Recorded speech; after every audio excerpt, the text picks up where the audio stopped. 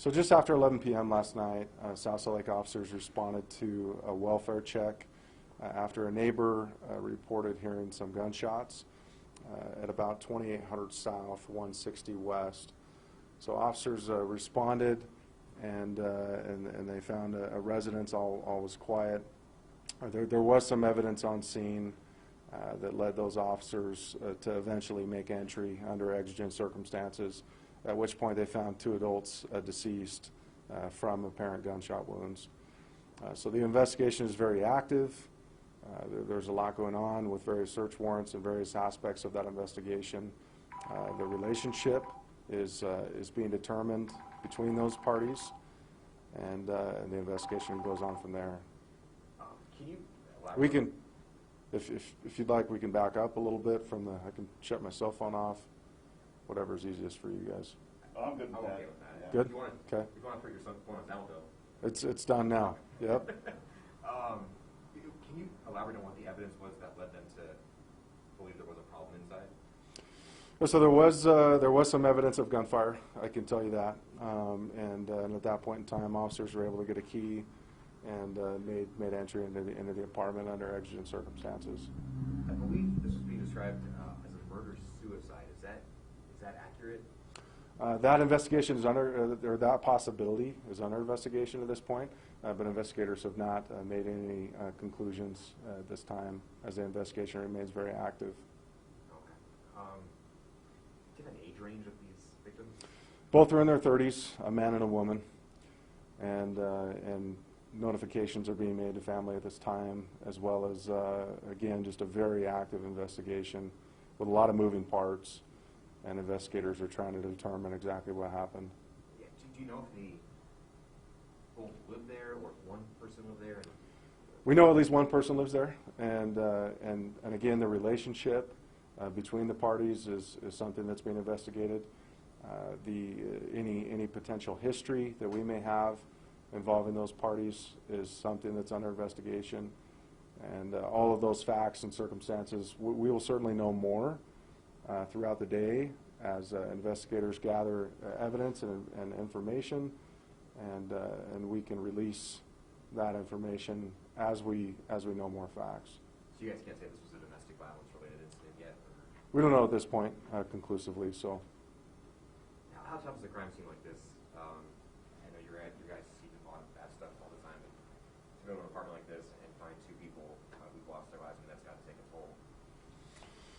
well, crime scenes like this are tragic. They're awful.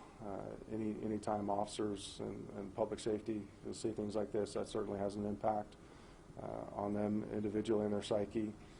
But more importantly, there's just an unspeakable tragedy for the family of the victims, and that's something that is hard to describe. Was there any gunfire that maybe went to other apartments? Is everyone else okay in that complex? Everyone else is okay. There's no outstanding threats to any of the residents there, from what I understand, and there's doesn't seem to be any extended crime scenes from this incident. The initial 911 call, was that for gunfire, shots fired, or was it for disturbance? Can you go into any detail on what the initial call was for? Yeah, so the initial 911 call was related to gunfire, suspected gunfire at that point in time, and that's what officers were responding on, ultimately turning into a welfare check. In case anyone has any information, how can they reach out and potentially be anonymous? Sure. You can contact our dispatch at 801-840-4000 with any information that may be helpful to the investigation. You're in the 30s, correct? Correct. Have you seen a spike since, I guess, COVID is starting to die down a little bit more, people are starting to get more vaccines? Have you seen a spike in activities such as this, or has it just been continuing throughout the year? I'm not aware of that data. That's something that I would have to review and look at to make any conclusions as to specific crime rates. But we have analysts that constantly review that data and take that into consideration. Anything we're not asking you that you can tell us? At this point in time, that seems to kind of wrap things up.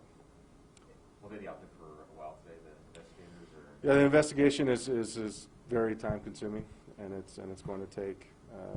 There's a lot of moving parts. There's various search warrants that are being conducted. There's a lot of data and information that's being reviewed at this point in time, and there's investigators going in different directions as a coordinated effort to determine conclusively what happened to these victims. But again, there's no evidence to suggest that someone came in their apartment and shot them. Is that? So early indications seem to be the strong possibility of a murder-suicide. However, again, no conclusions have been made at this point in time. Have there been other calls made to that residence, like in years past? Or? We're looking at that history. I'm not aware of any history between the parties involved, but that is something that investigators are looking into. And I hadn't started recording yet. Can you say and spell your name for me? Sure. Matt Oehler, Oehler. And your position? Sergeant with South Salt Lake. All right, thanks. So much. Okay. All right. Get a couple shots to be coming out, if you don't mind. how far away is that? It's a couple of blocks, just directly west, essentially there. So. Well, that's where we're headed next. Okay. Our Sunday story is, yeah. Yeah. So if you're headed over there, we'll see you there. Are you headed over there?